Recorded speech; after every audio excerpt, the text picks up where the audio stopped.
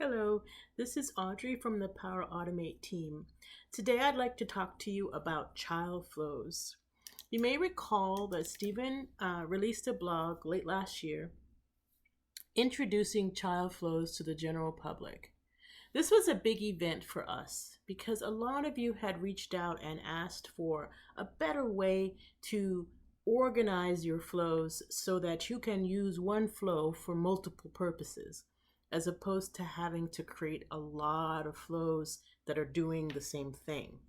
So, what this feature did is it opened up the door for you to call a flow from a flow.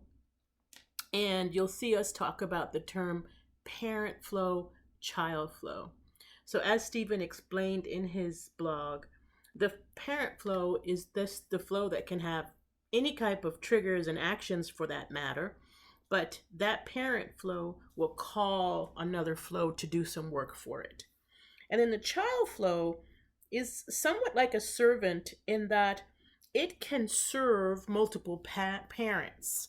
And so the parent flow can call to the child, and actually multiple parent flows can call to a child, which means that you can repurpose that child in many scenarios. And so I definitely recommend that you read this blog carefully because it does highlight some methods and prerequisites. Stephen actually walks you through your first child parent flow build and points out all the important things that I will also point out in this video.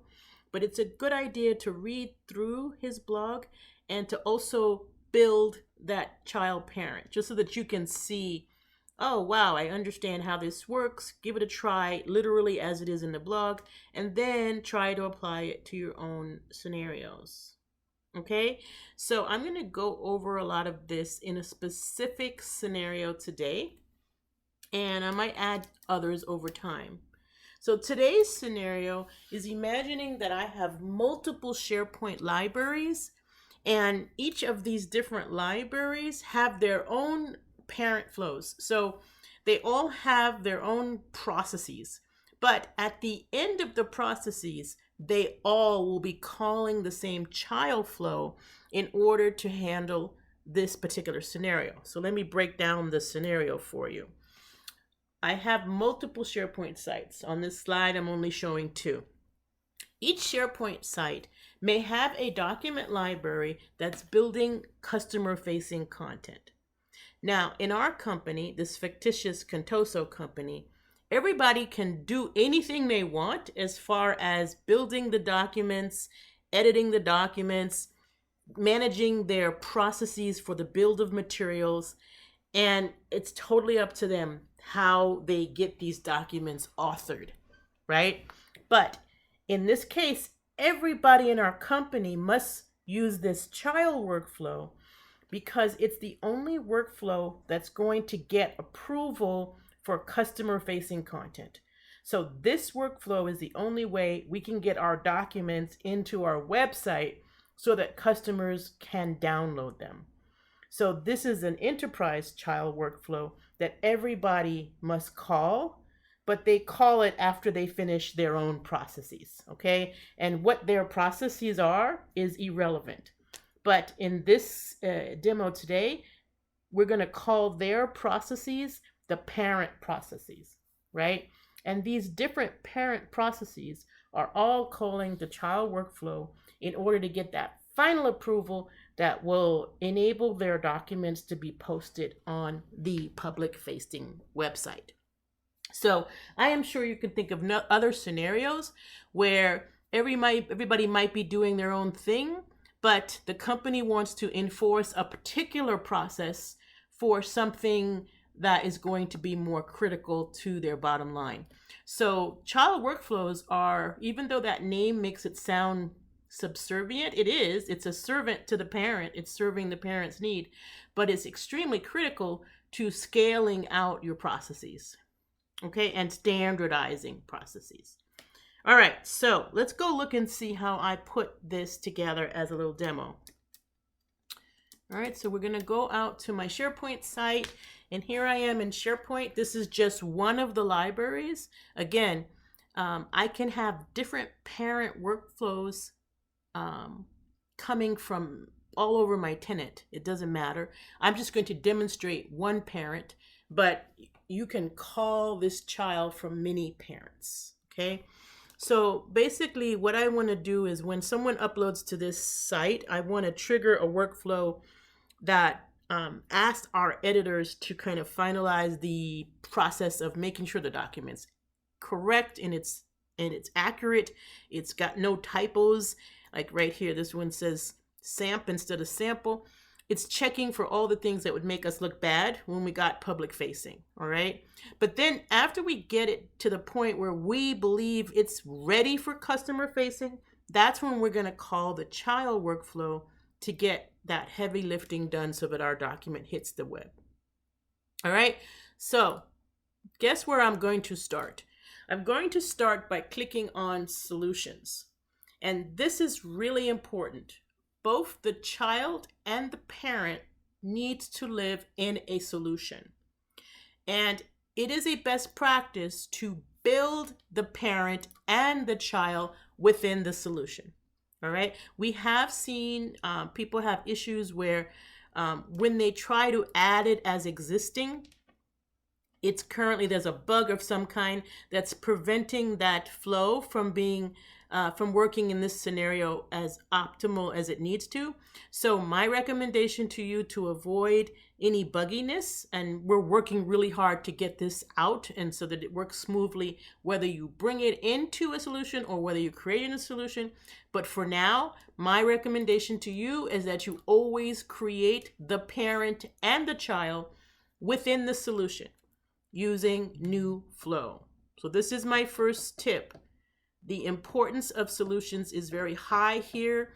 Those of you that have not used solutions before, I'll put a link below in the description of what is a solution, why do you care, so that you can read that. But this child flow story does not work outside of solutions. So that's your first important takeaway. Now, once you're in here, remember to create your flow here as well.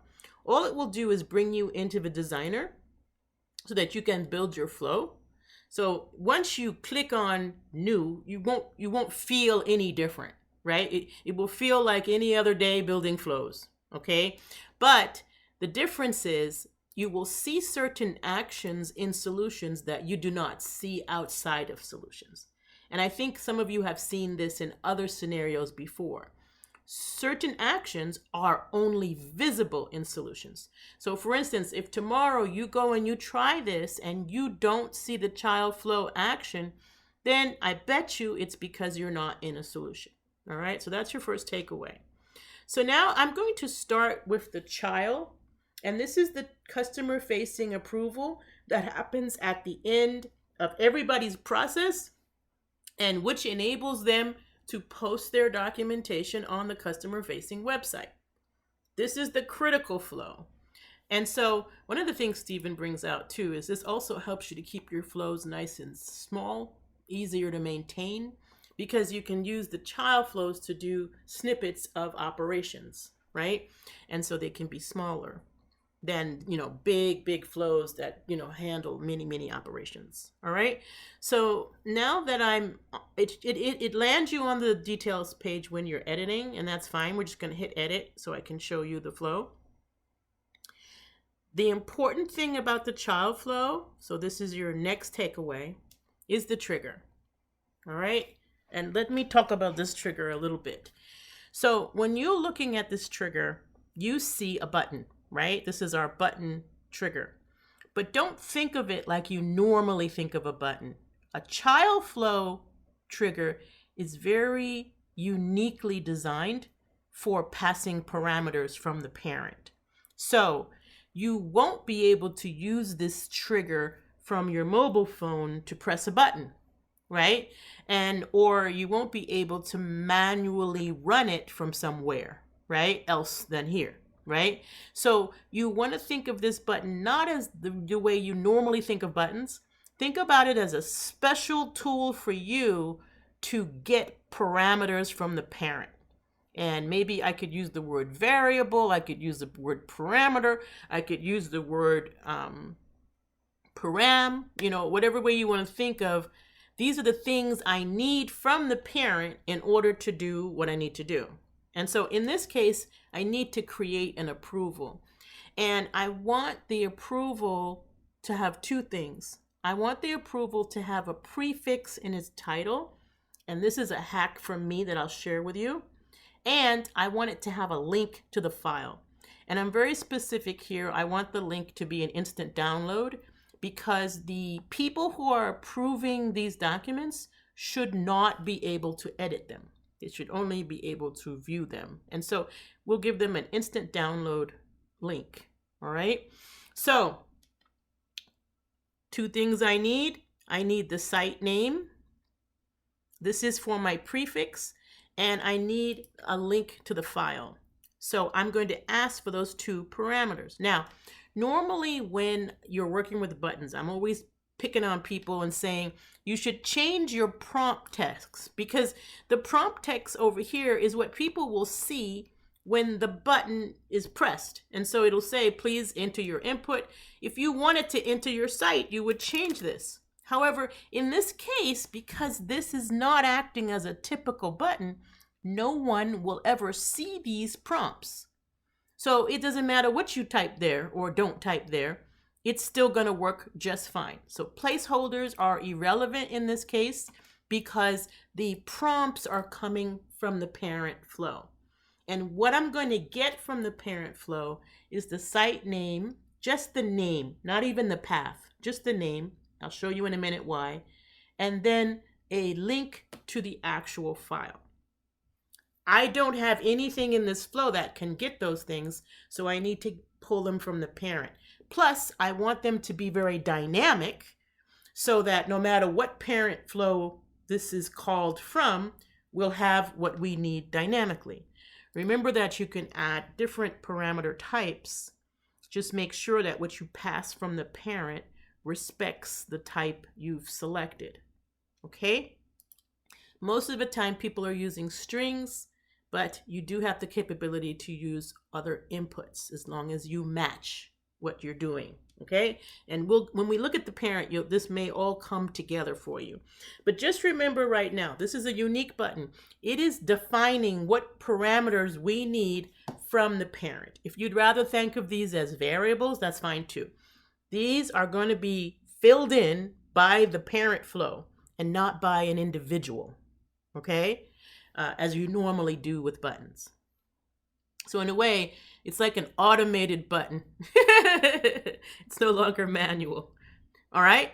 Okay, so now we got that understood. Now we're going to see how that is used. So I'm going to do my create an approval here, and I'm going to fill it out as I normally do. But I'm going to go ahead and use those parameters in the configuration of my approval. I can use those parameters in whatever it is that I plan to do, but I want to choose those parameters based on what I'm going to do, okay? So in this case, I'm creating an approval. Notice that I put the site name in brackets.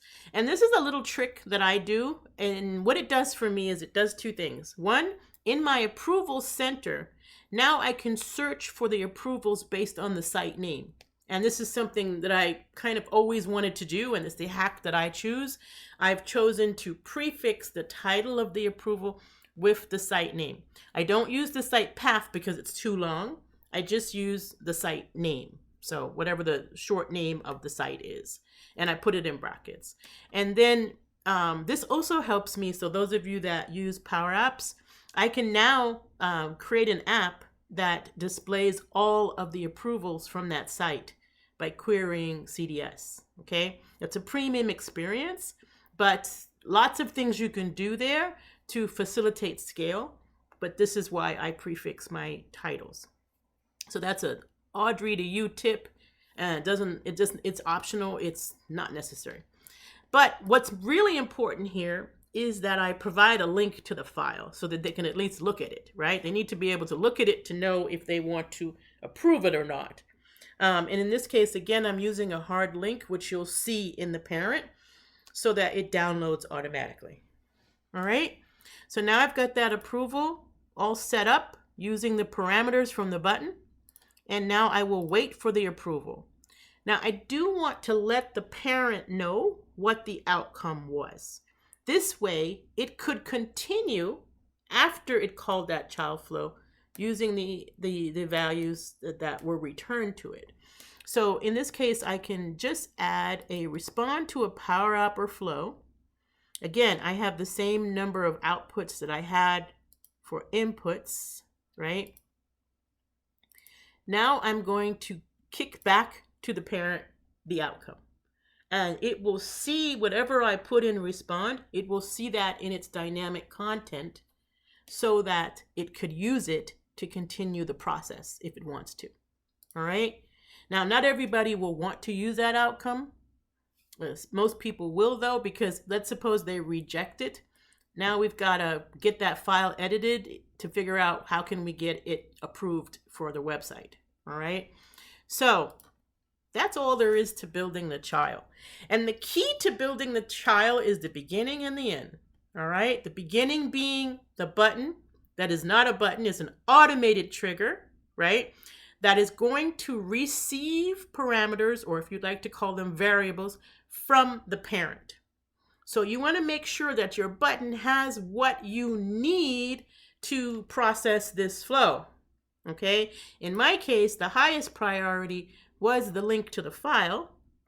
And the secondary priority was that I could prefix the items in my approval center so that I can find all the approvals for this site using search or an app in Power Apps. All right. So all of that's there. You can get whatever you want, so just whatever you need for your processing of your child. And then that's the first thing. The last thing is the most important thing too, if you want to pass back a value. Now, I suggest you always respond, even if you don't need to use it. Always give back a response based on whatever the business scenario is. All right. Keys to the child are all together. Be in a solution, create the child in the solution, name it, configure its prompts as variables coming from the parent, and configure its response as what you want to give back to the parent. All right. So now we can save this and keep this. All right. Now let's go look at the parent. Again, I'm going to solutions. And from solutions, I'm going to open the parent.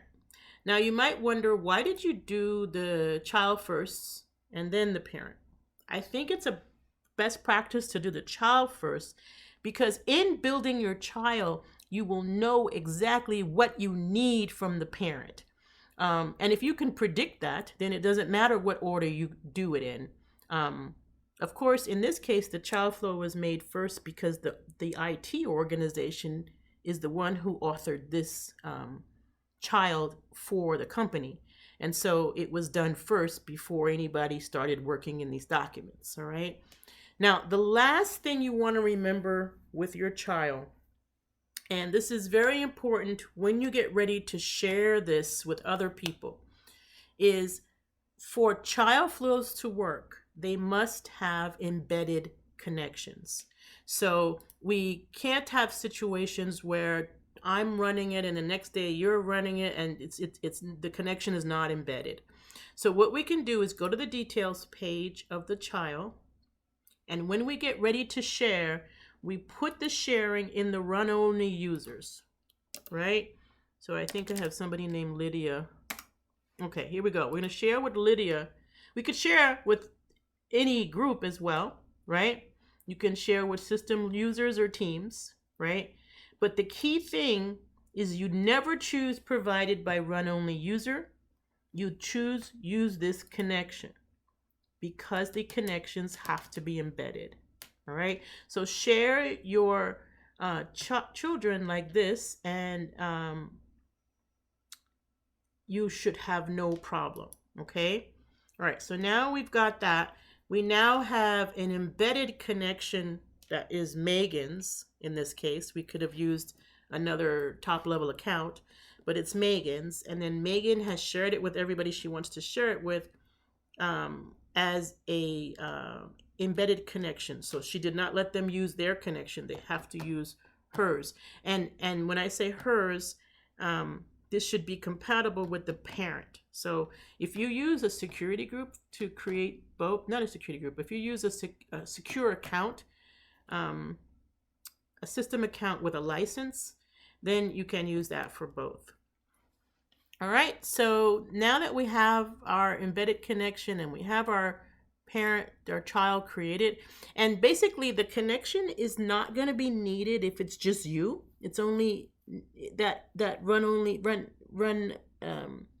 only user situation is only needed if you're sharing with other people, which I'm assuming is going to be the majority of the cases. All right, so now let's check out the parent. All right, so this is the parent flow for the Mark 8 site. Again, there could be a parent flow from 15 sites or 10 libraries in the same site.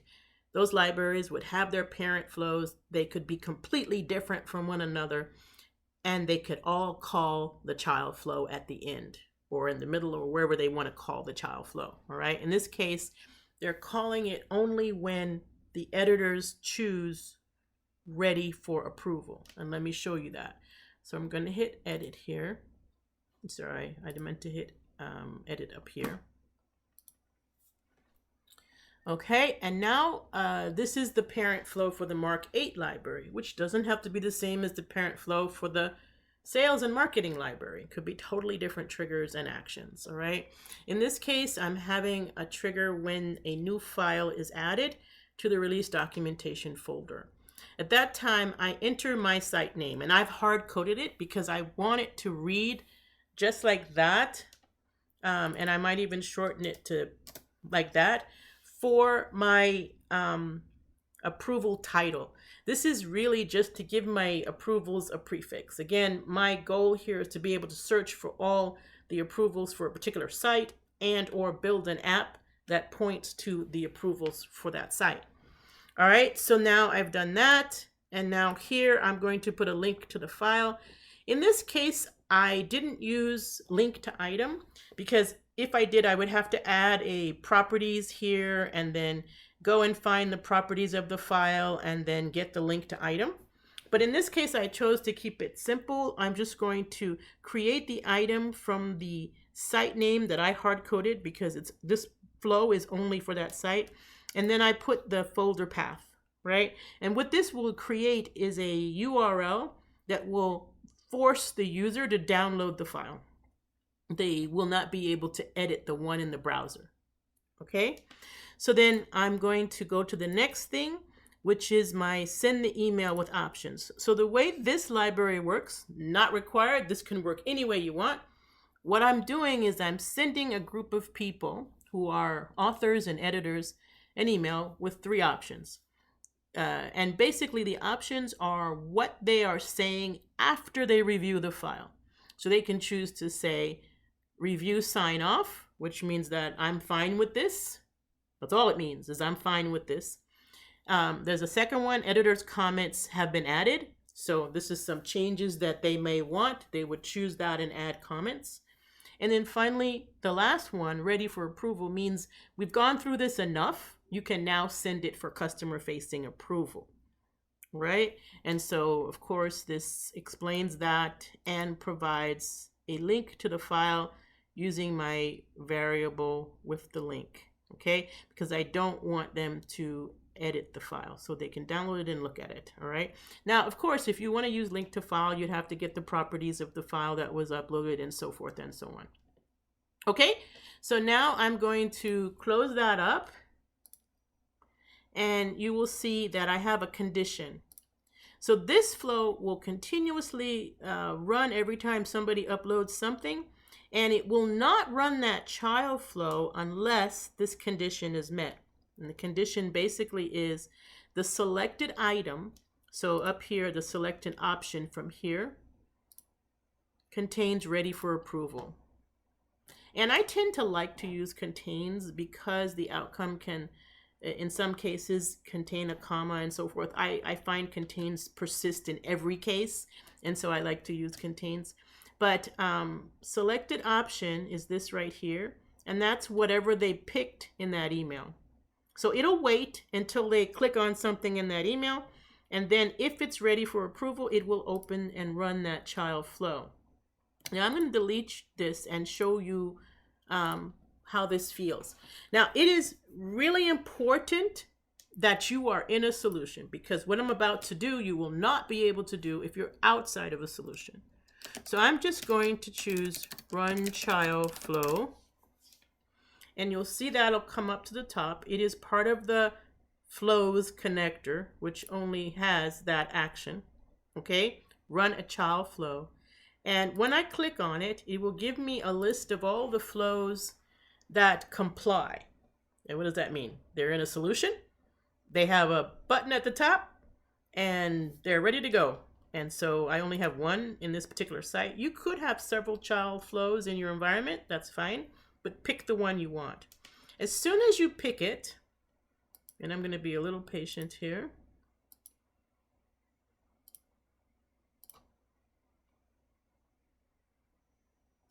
Could be that I'm speaking too much. All right, let's delete this and add it back again. Sometimes when these things happen, it just means that I'm in maybe a little glitch. All right, so now, or I'm talking too much, right? There we go. So I select the child flow, and I think it's good that you see things like that. Don't panic when you don't see something happen the way you expect. Sometimes what I'll do is exactly what I just did. I'll delete it and add it back. It could be simply that I was over talking and it got into a bad state. So by deleting and add it back, everything's fine. So now it wants to know, what do you pass into that child? And guess what it shows me? It shows me exactly what I have in the child flow. And notice that since I didn't change the defaults of the manual button flow, they are required. Okay, I am not able to save this unless I give both of these. If you wanted to have one optional, then make sure in your button itself, you would set that parameter, that input to optional, right? I don't know. Can I show you that real quick? Let me just show you that real quick.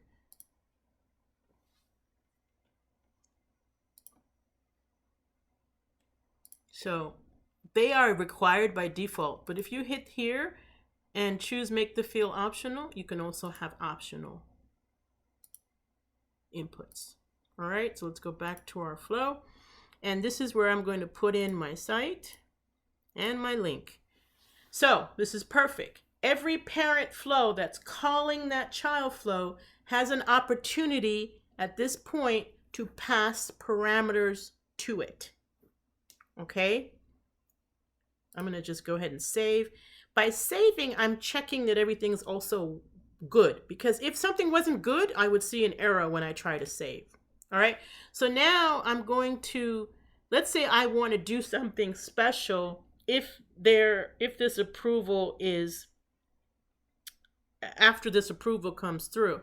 So I do want to show you I can do whatever I want to do with that output, because I can get it at any point after that. So you can see where I have run a child flow. I can get the outcome or the JSON body, and the outcome is helpful to me because it'll tell me whether it was approved or rejected. Okay, that situation. All right, so let's save and let's just do a little test, see how it goes. All right, so we've saved our thing. They're all in solutions. They're looking good. Key point for the parent. Key point for the parent, all right, is that you use the run the child flow and that you select the flow that you've set up for the prompts, okay? And then you fill in those prompts so that they match the type that you requested in the child, okay? Easy peasy, right? Easy peasy. All right, so I'm gonna save and then I'm gonna go upload a file. I'll have you know this is the first time that I actually put something after the child. So we'll get to discover that experience together so we can see the outcome. That's why I left it in the compose there. All right. So I can save and close my flows and go back to the details screen. Sometimes I like to leave it at the details theme so I can check the runs. All right, so there's our parent and there's our child. All right, so let's go back to our SharePoint site here. And from our SharePoint site, we're going to upload a file. So I'm going to upload a file.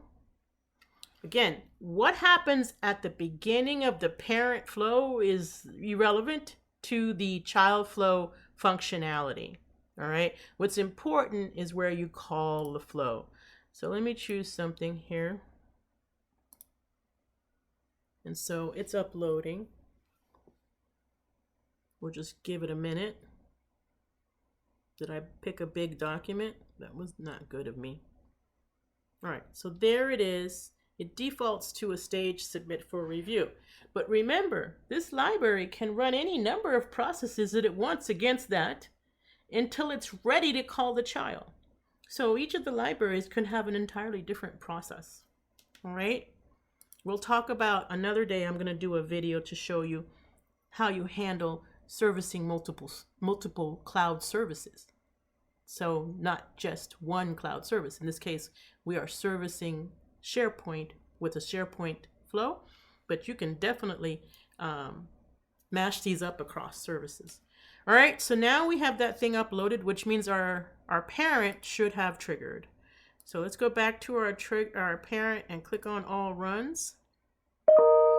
And it's running. And that noise you heard, that's my email that just came in. And if you remember, we had created a send an email with options action here, where we're asking the editors to respond as to the quality of the document, right? And to give comments and or say it's ready for customer sign off. So this is going to wait here patiently until I answer that email. So why don't we go do that? I'm going to go get that email. There it is. And I'm going to click. Let's click first like I'm not ready for approval. So let's click edit comments. All right. It picks up those edits beautifully. I go back to that flow. And you'll see that it finished. Okay, because it didn't need to call the child flow because the child flow is only going to be called. So I picked editor's comments added. So it does not want to call this child flow because the child flow condition is if the option is ready for approval. So no child flow was called and therefore we got no outcome. Okay, and you definitely may want to mitigate the risk of a null value in that case, or maybe you'll put something on the no side and so on, right? So you all know how to do that kind of stuff. All right, so now we're going to do the same thing again, but I'm going to say ready for approval. So I'm going to run a test using data from my previous run. And there's the email again. And it's waiting at the send email with options. Okay, same story. This is still the parent running the show. All right, I go to my new email and this time I'm going to choose ready for approval, which will meet my condition that runs the child flow. Okay, so notice it stopped at the condition. If I open this, you can see that the child flow is grayed out. So you have to, in order to watch the run of the child, you need to go back to the run history of the child and then look at its runs. All right. And from here, you'll be able to see that the flow is running and it's already sent the approval, but it's now waiting for a response. So if I go to my action items and open the approval, there you go. There's my approval. Now, this is what I was telling you before. If I want all the approvals pending for Mark 8, because I put that prefix in there, I can just do keyword search on the top right and get all of the approvals for that site. And so that's a little handy trick I do when I want to organize my approvals by SharePoint site or by even service, right? I can do a prefix of planner or a prefix of teams, and now I've sorted my approvals by service. All right. I could also sort them by the name of the process. so that I can get all my approvals for the editor process and look at those differently from the ones that I might use for customer-facing approval. Okay, so I'm going to go ahead and click on that, and you'll notice that it has everything we need, plus the responses. And of course, I could have used custom responses here. And I'm going to approve this as ready for public transfer. Okay, so it's going to be transferred. Now, I didn't click on this, but I told you when I click on this, it's going to force it to open. And I don't know if you can't see it because it immediately downloaded it. And so I will do that when I don't want people to open in the browser, or I don't want them to edit the file in the browser. This way it becomes their own copy. All right, so going back to the flow, going back to the approval center, I will go ahead and confirm this. And now the approval dropped off the approval center. All right, we go back to our flow run. We will see that the parent has completely completed. That's a little redundant, huh? And that the output is approved, because that's what I clicked on. If I clicked on reject, I would have seen that. So this output that we receive from the child, we can use it to complete this flow, to do other things in this flow. Okay, so the child flow, although it's usually called near the bottom of your flow, it can actually be called earlier, and then you can use the what you receive back from it in the rest of your flow. Okay, so I think I've gone over the most important things for you for this very first video on child flows from me anyway. There may be other people doing child flow videos. I think this is a very useful tool because now this child flow can service many SharePoint sites, and I can use it in many scenarios. As long as I can pass those parameters from the parent flow, the consistency of the child flow is now standardized. And this is something my company might sign off on because they're controlling this final approval process. Yet they're enabling me to foster the documents before that any way I want. So it's kind of like the best of both worlds. All right, I look forward to talking to you again soon about child flows, and I hope you enjoy this experience. I'm going to also post this on the community. Feel free to put your comments and thoughts in the community forums, and if you have some special ask about this, please put your ask in the idea forum and tell your friends and family and everybody to vote with you so that we can see that it will impact many people, and then we can get it prioritized. All right, thank you so much for watching this video. I look forward to talking to you again soon.